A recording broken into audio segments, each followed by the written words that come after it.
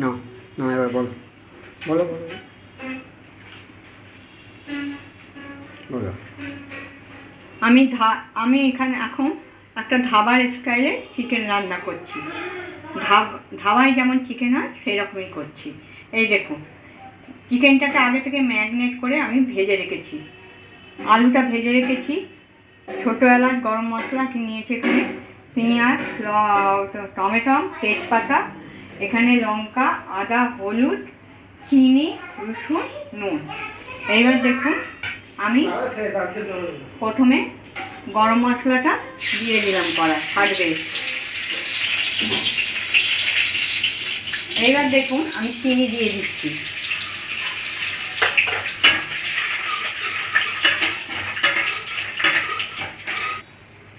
তেজপাতা দিলাম, পেঁয়াজ দিচ্ছি,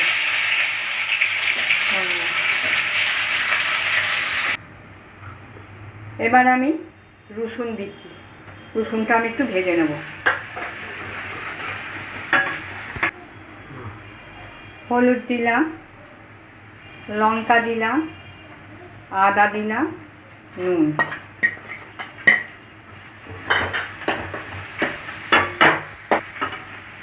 টমেটো দিলাম।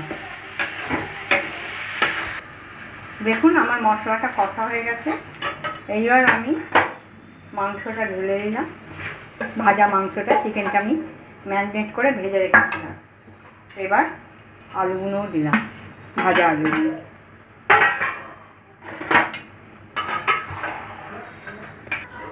এই দেখুন আমার ধাবার স্টাইলে চিকেনটা আমি রান্না করেছি। এই দেখুন নামিয়ে ফেলেছি। এবার